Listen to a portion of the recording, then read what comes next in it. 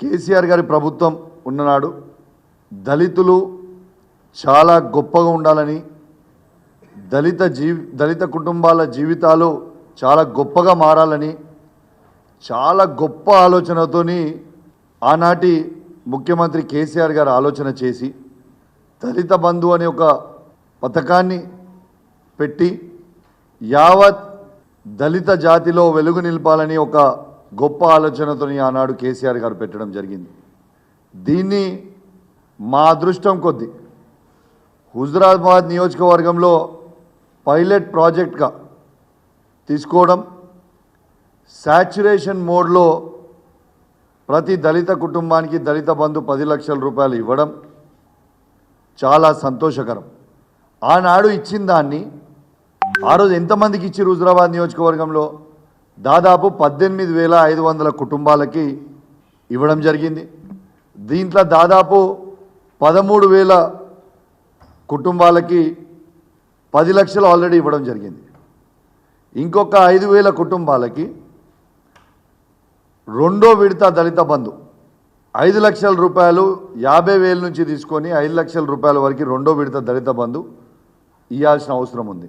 ఈ డబ్బు మొత్తము ఆ అకౌంట్లో ఆల్రెడీ బెనిఫిషరీ అకౌంట్లో ఈ డబ్బు ఉన్నది.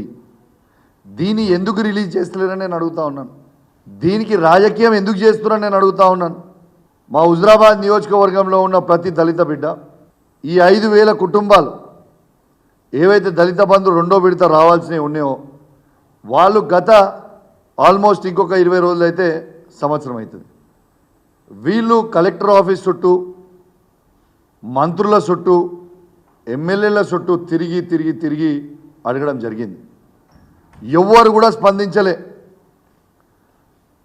నేను నా ఎమ్మెల్యే అయిన తర్వాత మొట్టమొదటి స్పీచ్లోనే నేను ఈ దళిత కుటుంబాల గురించి ఖచ్చితంగా ఈ దళితులకి దళిత బంధు ఇవ్వాలని అసెంబ్లీ సాక్షిగా మాట్లాడడం జరిగింది. మరి ఇవాళ ఎందుకు ఇవ్వలేదని నేను అడుగుతా ఉన్నాను. అసలు ఎవరి కోసం, దేనికోసం చేస్తూ ఉన్నారు మీరు ఇట్లా? మొన్న ఏమైంది, వీళ్ళు అన్న మేము మీకు ఒకసారి వచ్చి కలుస్తాము, మీరు ఇంటి దగ్గర ఉంటే మేము అందరం కూడా అప్లికేషన్లు ఇస్తాం మీకు వచ్చి, మీరు దయచేసి మా పక్షాన నిలబడాలి, పోరాటం చేయాలి అని మా హుజురాబాద్ నియోజకవర్గంలో ఉన్న దళిత కుటుంబాలు అడిగితే, ఎస్ తప్పకుండా మీ పక్షాన నేను ఉంటా, మీకోసం పోరాటం చేస్తా, రాండి 9 తారీఖుకి పొద్దున 10 గంటల నుంచి నేను ఉంటా అని చెప్పిన అన్నాడు. ఉన్న తర్వాత దాదాపు 2,500 మంది, 2,000 నుంచి 2,500 మంది దళిత కుటుంబాలందరూ కూడా నా ఇంటికి రావడం జరిగింది. వచ్చిన తర్వాత వాళ్ళు ఒకటే అడిగారు అప్లికేషన్ ఇచ్చడం, మేము అంబేద్కర్ సాక్షిగా అంబేద్కర్ గారికి దండేసి ఆడగొడ వినతి పత్రం ఇస్తాం, మీరు మాతోని వస్తారా రారా, మేము అలా కూర్చోవాలనుకుంటున్నాము, అంబేద్కర్ సాక్షిగా మీరు వస్తారా రారా అని ఆ దళితులు అడిగితే, ఎస్ ఈ ఎమ్మెల్యే భిక్ష పెట్టిందే కేసీఆర్ గారి నాయకత్వంలో నా హుజురాబాద్ నియోజకవర్గ ప్రజలు, దాంట్లో ఈ దళిత కుటుంబాలు కూడా,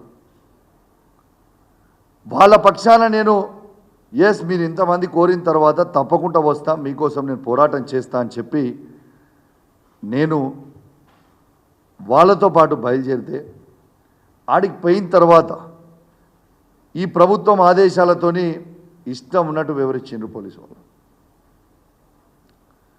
మహిళలను కూడా చూడకుండా పేద దళిత బిడ్డలని బూట్లతో తన్నడం ఇది వాస్తవం కాదా? నేను ఒక బాధ్యత గలగా శాసనసభ్యుని ఉండంగా నేను చేసిన తప్పేముంది? నేనేమైనా హరాచకం చేసినా? నేను మా దళిత బిడ్డలకి మిగిలిపోయిన 5 లక్షల దళిత బంధువు ఎందుకు ఇస్తలేరయ్యా అని నేను అడిగితే, దళిత పక్షాన నేను నిలబడి గట్టిగా అడిగితే, నా మీద ఈ ప్రభుత్వం బీభత్సమైన దాడి చేయడం అవసరమా అని నేను అడుగుతా ఉన్నా. విపరీతంగా ఇబ్బంది పెడతా ఉన్నా. వాస్తవంగా చెప్పాలంటే నా హుజురాబాద్ నియోజకవర్గంలో ఉన్న ప్రతి దళిత కుటుంబానికి ఖచ్చితంగా అండగా నిల్చుంటా. నన్ను ఎంత ఇబ్బంది పెట్టినా సరే మీరు నన్ను ఎంత హరాస్మెంట్ చేసినా సరే వాళ్ళకి మాత్రము రెండో విడత దళిత బంధు ఇవ్వకుంటే ఊరుకునే ప్రసక్తే లేదు అని చెప్పి చెప్తా ఉన్నాను.